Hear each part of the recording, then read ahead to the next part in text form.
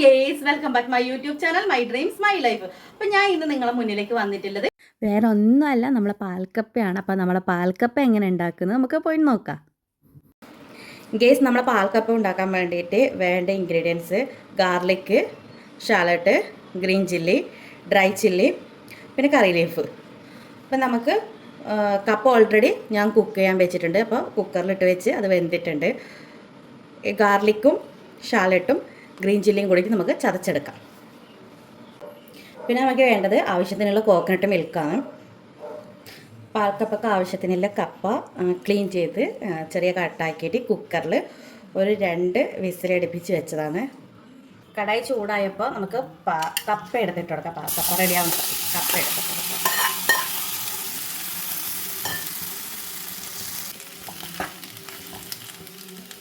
ചതച്ച് വെച്ച green chilli, garlic, ഷാലറ്റും കൂടി ഇതിലേക്ക് ആഡ് ചെയ്യുക.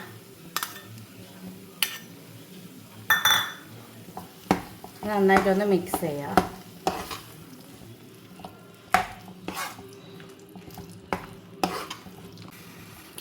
ഇനി ഇതിലേക്ക് നമുക്ക് കോക്കനട്ട് മിൽക്ക് ഒഴിക്കാം.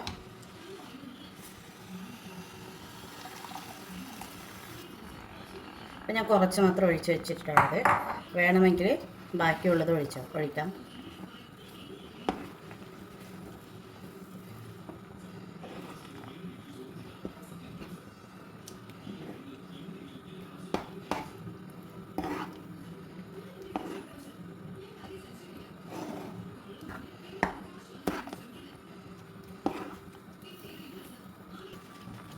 സാൾട്ട് ഇട്ട് കൊടുക്കാം. കപ്പ വേവിക്കുമ്പോൾ തന്നെ കുറച്ച് സാൾട്ട് ഇട്ട് കൊടുത്തിന്. അപ്പോൾ തേങ്ങാപ്പാലും കൂടി ആയപ്പോൾ സാൾട്ട് കുറച്ചുകൂടി നമുക്ക് ഇട്ട് കൊടുക്കാം.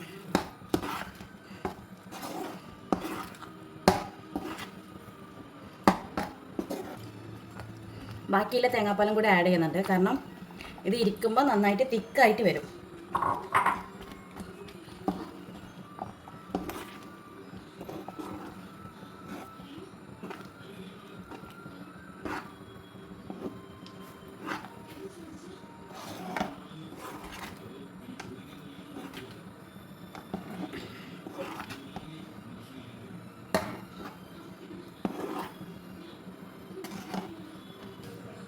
പാൽക്കപ്പ ഇവിടെ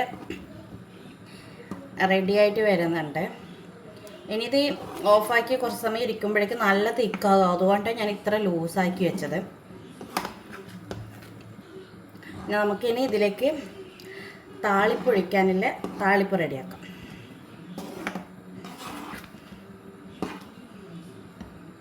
താളിപ്പ് റെഡിയാക്കാൻ വേണ്ടിയിട്ട് ചീനച്ചട്ടി വെച്ച് ചീനച്ചട്ടി ചൂടായപ്പോൾ അതിലേക്ക് കോക്കനട്ട് ഓയിൽ ഒഴിക്കുന്നത്.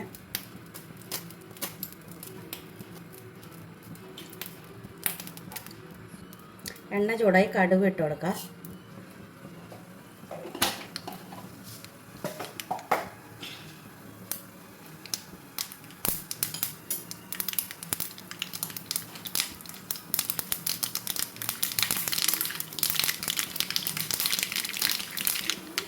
കട്ട് ചെയ്ത് വെച്ച ഷാലറ്റ് ഇട്ട് കൊടുക്കാം.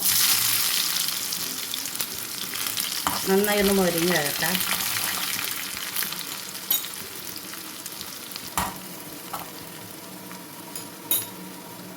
ഡ്രൈ ചില്ലി ഇട്ട് കൊടുക്കാം. കറി ലീഫ്,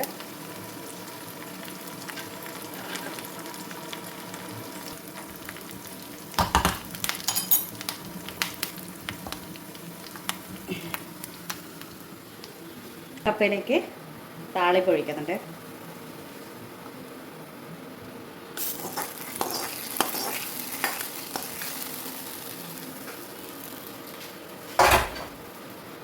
നല്ല കുടംപുളിയിട്ട് മീൻകറിയുടെ കൂടെ കഴിക്കാൻ അടിപൊളി സെറ്റാണ്. അപ്പോൾ നിങ്ങളെല്ലാവരും വീട്ടിൽ ട്രൈ ചെയ്യുക.